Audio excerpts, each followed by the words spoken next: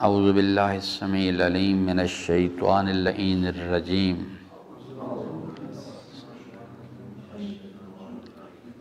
بسم اللہ الرحمن الرحیم الحمد للہ رب العالمین الرحمن الرحیم مالک یوم الدین ایاک نعبد و ایاک نستعین اہدنا الصراط المستقیم صراط الذین انعمت علیہم غیر المغضوب علیہم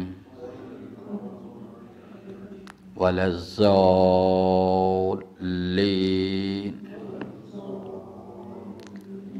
صدق اللہ مولانا العظیم و صدق رسولہ الکریم وصلی اللہ علی سیدنا و نبینا محمد و آلہ الطاہرین۔ ربی اشرح لی صدری ویسر لی امری واحلل عقدۃ من لسانی یفقہوا قولی۔ حضرات محترم، سورہ مبارکہ الحمد کے مطالب میں ہم بات کر رہے تھے، اور جیسا کہ میں نے ابتدائی گفتگو میں عرض کیا کہ قرآن کریم جو ہے یہ اللہ تبارک و تعالیٰ کا کلام ہے۔ اللہ تعالیٰ نے اس کو نازل فرمایا ہے انسانوں کی ہدایت کے لیے، اور یہ انسانوں کو ہدایت دیتا ہے برائے انسان سازی۔ اللہ تعالیٰ کے کلام قرآن کریم میں جو انسان سازی کا پروگرام تفصیل کے ساتھ بیان کیا گیا ہے، اس پروگرام کا جو خلاصہ ہے سورہ الحمد میں ہے، اور یہ 3 مراحل پر مشتمل ہے۔ پہلے مرحلے میں انسان کی شناخت جو ہے اس کو ٹھیک کرنا ہے، اور یہ سب سے اہم مسئلہ ہے۔ اگر اس مرحلے کو کامیابی کے ساتھ انسان طے نہ کر سکا تو آگے عمل کی منزل میں جو بھی کام کرے گا سب گمراہی ہی گمراہی ہے۔ اگر وہ اس چیز کو کامیابی کے ساتھ طے نہ کر سکا تو اس نے اپنی شناخت کو اس پر یقین حاصل کرنے میں کامیاب نہ ہوا، اور اس شناخت اور یقین کی مدد سے اپنے اندر صلاحیت تقویٰ پیدا کرنے میں کامیاب نہ ہو سکا تو آگے عمل کی منزل میں جا کے جو کچھ بھی انسان کرے گا وہ سب گمراہی ہے۔ وہ چاہے نمازیں پڑھے یا نمازیں پڑھائے، وہ مجلسیں پڑھے یا مجلسیں سنے، جو کچھ بھی انسان کرے گا سوائے گمراہی کے اور کچھ نہیں۔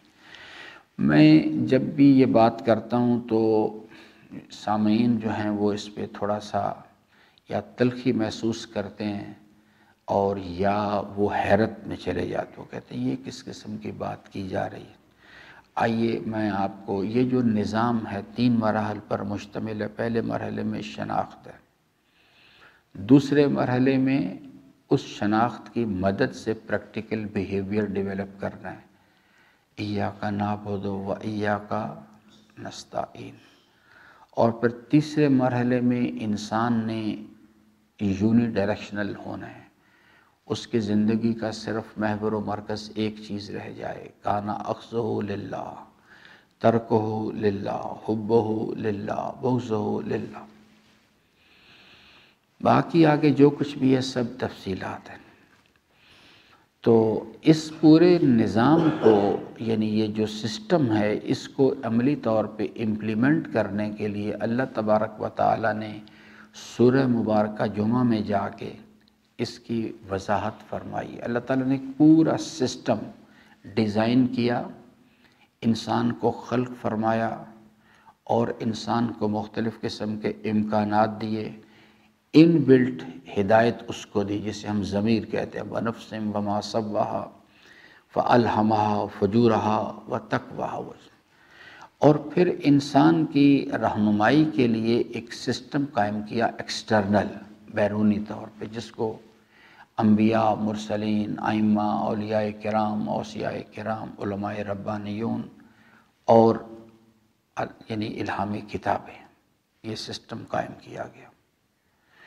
اور پھر ان پیغامبران کو جن کو کہ یہ ذمہ داری دی گئی تھی وَلِكُلِّ قَوْمٍ مُنذِرٍ وَلِكُلِّ قَوْمٍ ہَادٍ، ان کو باقاعدہ ایک پورا پروگرام دیا کہ آپ نے یہ میسج ایسے کنوے کرنا ہے، یہ پروسیس ہے، اس میں سے ان کو گزارو۔ اور وہ سسٹم کیا ہے؟ هُوَ الَّذِي بَعَثَ فِي الْأُمِّيِّينَ رَسُولًا مِّنْهُمْ، یہ پہلے یتلو علیہم آیات، وہ سلسلہ نبوت و رسالت یا العلماء ورثۃ الانبیاء، وہ کیسے کام کرتے ہیں؟ سب سے پہلا کام ہے یتلو علیہم آیات ہی۔ یہ کام اگر ہوگا صحیح طور پہ تو اس کے نتیجے میں یہ شناخت جو ہے انسان حاصل کرے گا، الحمدللہ رب العالمین۔ اگر اس پروسیس سے اس کو نہیں گزارا جائے گا تو پھر آگے رزلٹ آ رہا ہے۔ دوسرے مرحلے میں اگر یہ مرحلہ یتلو علیہم آیات ہی کا کامیابی کے ساتھ گزر جائے تو اس کے نتیجے میں وہ شناخت ڈیولپ ہوتی ہے، الحمدللہ رب العالمین۔ اس شناخت کا جو نظریہ ہے اس پر یقین کی مدد سے اس کا تزکیہ کر، وہ یزکیہم جو ہے اس میں کتنے مراحل ہیں، یعنی اس کو منزل اسلام پر لایا جائے، پھر منزل ایمان پر لایا جائے، پھر اس کو اس سے نفس کی خواہشات کی جو مخالفت کی مشقیں کروائی جائیں، حتیٰ کہ اس کے اندر صلاحیت تقویٰ پیدا ہو جائے۔ صلاحیت تقویٰ پیدا ہوگی تو اس کے نتیجے میں تزکیہ ہوتا ہے۔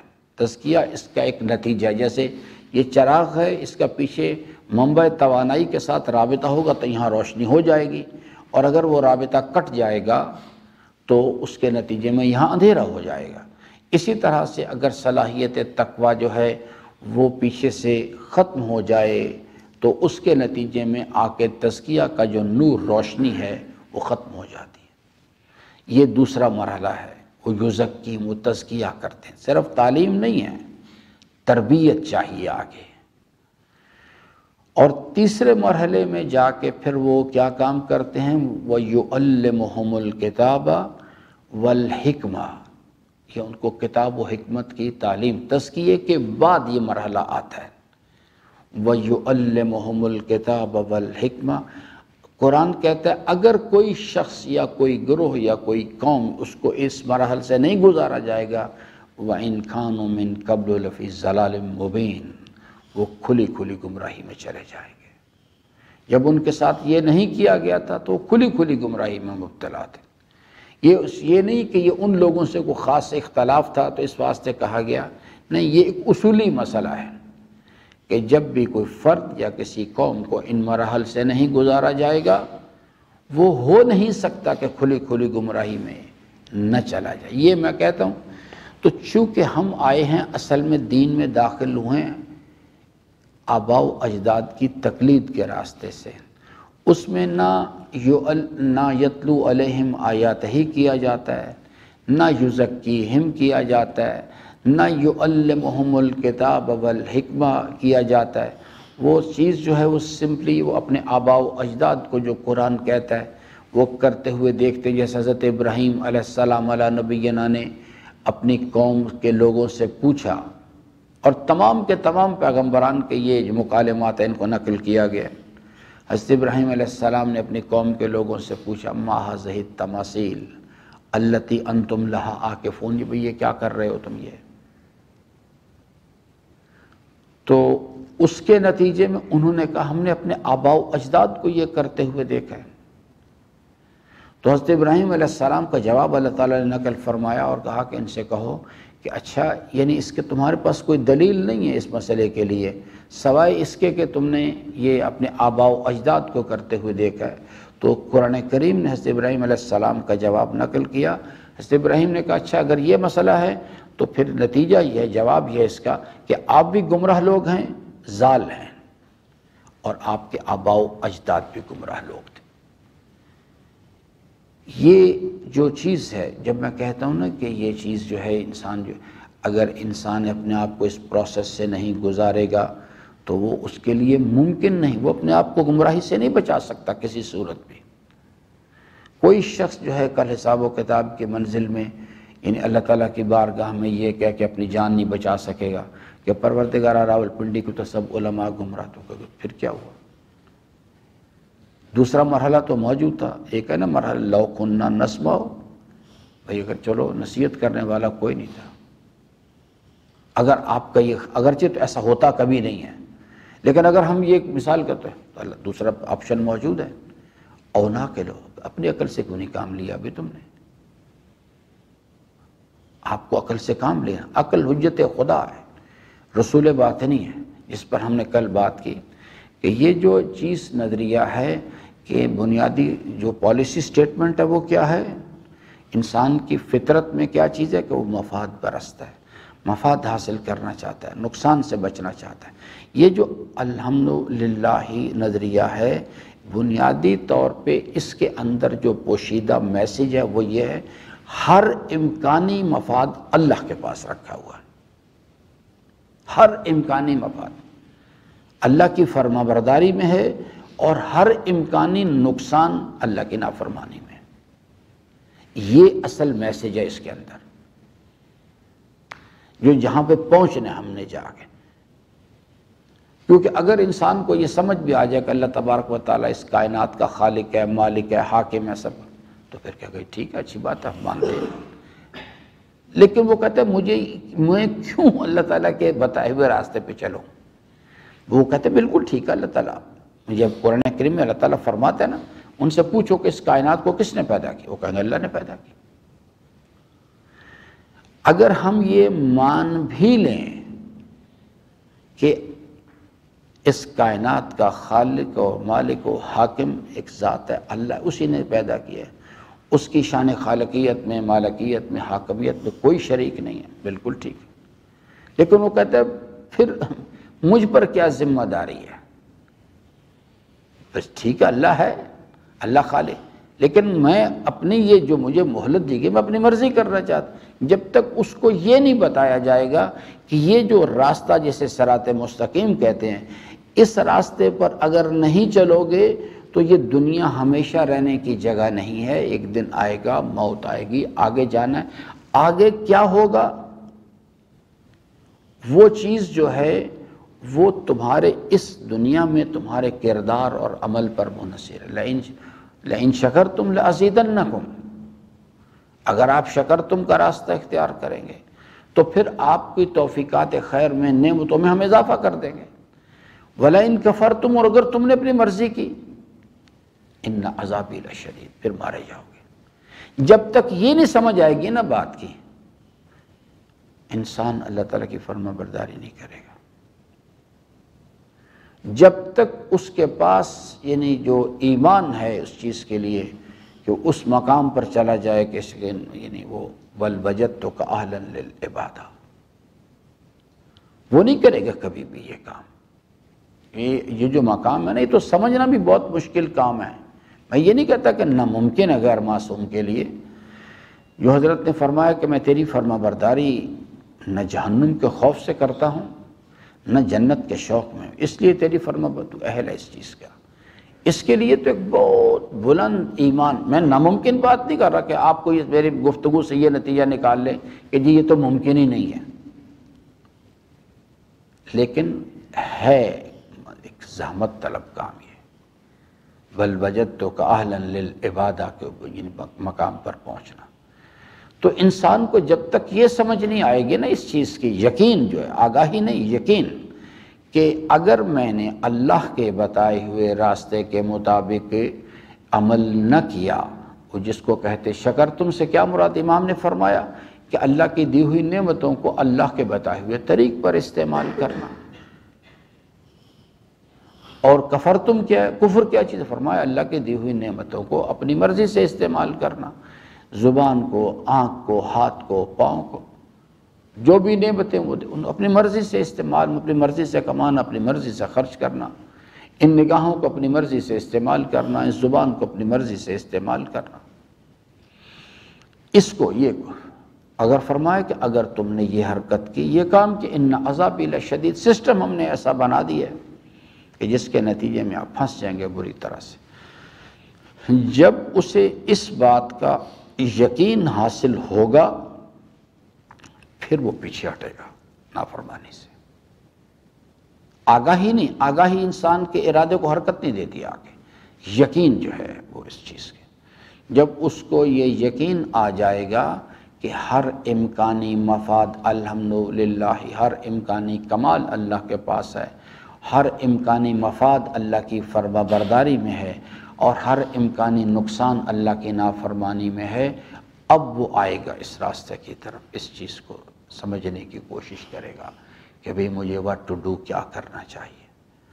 تو اس لیے یاد رکھیں کہ آگے جو دلیل پیش کی گئی ہے وہ کیا چیز ہے؟ رب العالمین فرماتے ہیں کہ آپ اس عالمین کی کتاب آپ کے سامنے ہے، آپ اس میں غور و فکر کریں، کس راستے سے؟ ربوبیت کے راستے سے۔ تو یہ آپ کو یہ بات سمجھ میں آ جائے گی۔ میں حضرت امام صادق علیہ السلام کا ارشاد گرامی میں نے آپ کی خدمت میں عرض کیا کہ یعنی 4 امام علیہ السلام نے راستے بتائے، فرمایا کہ اس کائنات میں آپ غور و فکر کریں تو آپ اللہ ہے، تو اس کائنات کی اشیاء کا وجود بتا رہا ہے کہ کوئی نہ کوئی بہرحال پیدا کرنے والا تو ہے۔ ان اشیاء کے اندر جو کمالات ہیں، میں نے کہا تھا صرف انسان اگر اپنے نفس پہ غور کرنا شروع کر دے تو وہ یعنی عقل انسان پکار کے کہتی ہے کہ یہ ہو نہیں سکتا کہ کوئی خود بخود ہو گیا ہو۔ تو اشیاء کے اندر پائے جانے والے کمالات بتا رہے ہیں کہ جس نے بھی ان کو وجود بخشا ہے وہ کوئی منبع کمال ذات ہے، ہر کمال اس کی ذات سے نکل کے آ رہا ہے۔ یہ جو حضرت کا ارشاد گرامی ہے نا، ان کی ایک مناجات ہے، فرماتے ہیں یا ہوا یا من لا ہوا الا ہوا، فرماتے ہیں اے وہ ذات بابرکات یا من لا ہوا الا ہوا، میں جس شے پر بھی نظر کرتا ہوں مجھے تیرے علم و قدرت کے کمالات دکھائی دیتے۔ اللہ نور السماوات والارض، زمین و آسمان تیرے علم و قدرت کے نور سے جگمگا رہے ہیں۔ اور حضرت نے نصیحت فرمایا کہ جب کسی نے پوچھا کہ آپ نے اس رب کو دیکھا جس کی آپ بندگی کرتے ہیں، تو فرمایا کہ اللہ تبارک کہ میں اس رب کی بندگی کیوں کرنے لگا جس کو میں نے دیکھا نہ ہو، لیکن اس کو اس نگاہ ظاہری، اس بصارت کے ساتھ نہیں بلکہ قلب کی نگاہ یقین سے اس کی عظمت و جلال کے آثار کا مشاہدہ کیا جایا کرتا ہے۔ اسے کہتے ہیں اللہ کو دیکھنا، نہ کہ تو اس اشیاء کا ان کے اندر پائے جانے والے کمالات بتا رہے۔ فرماتے میں نے جس طرف نظر کرتا ہوں یا ہوا یا من لا ہوا الا، سوائے تیرے عظمت و جلال کے نشانیوں کے مجھے کوئی چیز دکھائی نہیں دیتی، ہر چیز بول بول کے بتا رہی ہے کہ میرا کوئی خالق موجود ہے۔ اس کے اندر پائے جانے والے کمالات بتا رہے ہیں کہ جس نے بھی ان کو وجود بخشا ہے وہ منبع کمال ذات ہے۔ ان کے درمیان ہم آہنگی بتا رہی، لو کان فیہما آلہۃ الا اللہ، اگر اس کائنات میں ایک پیدا کرنے والے کے سوا 2 ہوتے لفسدت، یہاں تو فساد ہو جاتا۔ اور اگر ایک چلانے حرکت بتا رہی ہے، کوئی نہ کوئی محرک پیچھے موجود ہے، اور اگر اس سے حرکت میں عدم فساد بتا رہا ہے، جیسے سورہ مبارکہ یاسین میں اللہ تعالیٰ نے فرمایا کہ آپ نے کبھی غور نہیں کیا کہ دن اور رات ایک دوسرے پر اوورلیپ کرنے کی کوشش نہیں کرتے، سورج اور چاند کبھی ایک دوسرے سے ٹکرانے کی کوشش نہیں کرتے۔ تو یہ اس چیز کی کہ چلانے والا بھی کوئی ایک ہے اس چیز کے لیے۔ باقی پھر آگے اس کی تفصیلات ہیں اس چیز کے لیے کہ جس چیز میں بہت ساری چیزیں قرآن کریم نے ان کی طرف متوجہ کیے انسان کو۔ تو عالمین کی کتاب ہے، اس کو پڑھنا ہے، یعنی اس میں غور و فکر کرنا ہے ربوبیت کے راستے سے کہ اس چیز لو کان فیہما آلہۃ الا اللہ لفسدتا۔ ایک اصول، ان فی خلق السماوات والارض واختلاف اللیل والنہار، 2 راستے دکھائے گئے ہیں، لآیات لأولی الباب، وہ لوگ جو عقل سے کام لیتے ہیں، غور و فکر کرتے ہیں، ان لوگوں کے لیے اس میں جو اللہ تعالیٰ کی عظمت و جلال کی نشانیاں اس میں پوشیدہ ہیں، وہ اگر اس راستے سے اس پہ غور کیا جائے۔ انبیاء علیہ السلام آ کے کیا کام کرتے ہیں، یا ان کے اوصیاء کرام یا علماء ربانیون، العلماء ورثۃ الانبیاء، انہوں نے کیا کرنا، یتلو علیہم آیات، یہ کائنات جو اللہ تعالیٰ کے عظمت و کائنات کی ہر شے جو ہے اللہ تعالیٰ کا اسم ہے، اپنے معصوم کے وجود پہ دلالت کرتا ہے، اس کی ایک نشانی ہے، اس کے علم و قدرت کی ایک نشانی ہے اس چیز کے لیے، ولو ہمارے علم کی رسائی وہاں تک نہیں ہے اس چیز کے لیے۔ تو عزیزان، یہ ایک سلسلہ ہے جو کہ رواں دواں ہے اس چیز کے لیے، اور یہ خود آیت کریمہ بتا رہی ہے کہ ما ھذا کلام البشر، یہ کائنات کی ایسی حقیقت ہے جس کے اندر یہ کبھی بھی اسے کہہ سکتے ہیں کہ یہ آؤٹ ڈیٹڈ نہیں ہوتی، یہ کہنا نہیں کی جا سکتی۔ کائنات یہ ایسی حقیقت ہے جس وقت جو انسان کسی مرحلے میں خلوت میں جلوت میں 1000 سال پہلے 1000 سال بعد، ہمارے آدم سے پہلے جو مخلوقات ہوئی ہیں، کائنات میں جو دیگر مخلوقات ہیں، کوئی بھی اس کو سامنے پیش کر دیا جائے، یہ حقیقت ہے، اس وقت کی موجودہ زندہ حقیقت کے طور پہ آتی ہے۔ تو یہ جو حقیقت ہے اس کو بیان کرنا، یہ خود بتا رہا ہے کہ ما ھذا کلام البشر، کسی بشر کا کلام نہیں ہو سکتا۔ یہ ہمیں تو چونکہ آشنائی نہیں ہے نا ان کے مطالب سے، اس لیے ہم اس چیز کو ایک روایتی انداز میں لیتے ہیں۔ جو لوگ سمجھتے ہیں، جو اس پہ غور و فکر کرتے ہیں، وہ عقلیں عاجز ہو جاتی ہیں اس چیز سے۔ انسان جو ہے، عالمین کی جو کتاب ہے، اس کے جو رموز ہیں، اس کے اندر جو چیزیں، انسان ان کو شمار نہیں کر سکتا۔ انا اعطیناک الکوثر چھوڑے باقی کائنات کو، اللہ تعالیٰ فرماتا ہے جو ہم نے تم پر مہربانیاں کی ہوئی ہیں تو آپ ان کو خیر کثیر آپ کو دیا، آپ شمار نہیں کر سکتے ان کا۔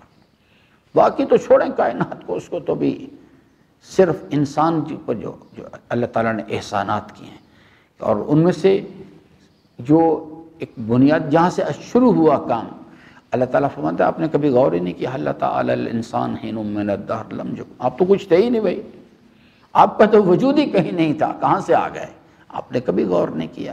اور آج جب کہ میں نے آپ کو جوانی دے دی ہے تو آپ میرے مقابل پہ آ کے کھڑے ہو گئے، اور آپ اپنے پروردگار کے بارے میں مثالیں بیان کرتے ہیں۔ تو عزیزان، یہ بیسک نکتہ ہے۔ اب جو چیز ہے یہ ہے کہ کوئی آدمی بھی، کوئی نبی، کوئی ولی، کوئی امام کسی کو یہ یقین نہیں دے سکتا۔ اگر یہ ممکن ہوتا تو حضرت نوح علیہ السلام اپنے بیٹے کو دیتے، حضرت یعقوب علیہ السلام جو رو رو کے یعنی دعائیں کرتے تھے اپنے بیٹوں کے لیے، وہ کہتے بیٹا یہ لے لو بھی، تم بھی لے لو، نہیں کر سکتا کوئی۔ ہر انسان ایک انڈیپینڈنٹ یونٹ ہے، اس نے خود کرنا ہے۔ لہا ما کسبت وعلیہا ما اکتسبت کل نفس بما کسبت رہینہ، ہر انسان اپنے اعمال کے عوض گروی ہے۔ اس کو اللہ تبارک و تعالیٰ نے نور عقل سے سرفراز کیا، اس کو ارادہ دیا ہے، پیغمبران کے ذریعے سے رہنمائی کی ہے، اور اب اس کی ذمہ داری ہے۔ ان ہدیناہ السبیل اما شاکرا و اما کفورا، اس نور عقل سے کام لے اور اس کے ذریعے سے یعنی اللہ تعالیٰ کی معرفت حاصل کرنے کی کوشش کرے۔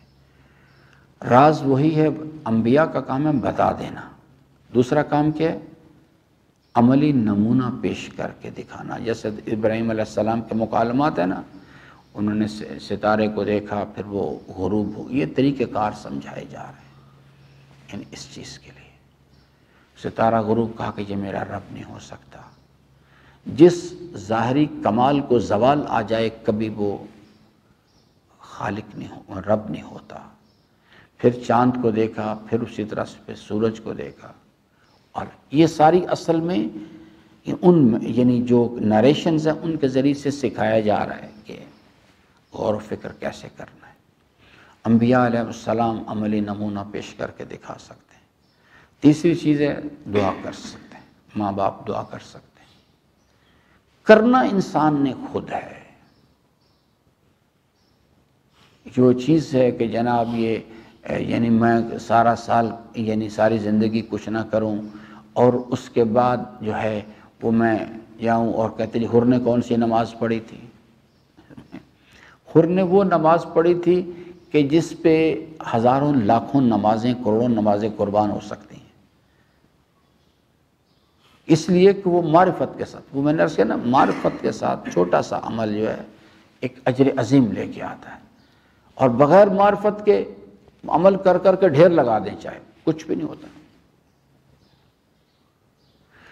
تو اس لیے یہ ایک عالمین کی کتاب ہے جس میں ہم نے غور و فکر کرنا ہے ربوبیت کے راستے سے۔ اس میں اور نتیجہ یہ غور و فکر بذات ہی مطلوب چیز نہیں، غور و فکر جو ہے اس سے ایک رزلٹ نکالنا ہے اس چیز کے لیے۔ کل انشاءاللہ عرض کروں گا کہ اس چیز کے لیے کہ عقل کام کیسے کرتی ہے، کیسے اس سے کام لینا چاہیے، اور کون سی رکاوٹیں ہیں عقل کے راستے میں جو امیر المومنین نے بیان فرمائی ہیں۔ کل انشاءاللہ اس پر بات کریں گے اس چیز کے لیے۔ اللہ تعالیٰ سے امیدوار ہوں کہ اللہ تعالیٰ ہم سب کو قرآن کریم کو پڑھنے، سمجھنے اور اس کے فرامین پر عمل پیرا ہونے کی توفیق عطا فرمائے۔ درود پڑھ لیجیے۔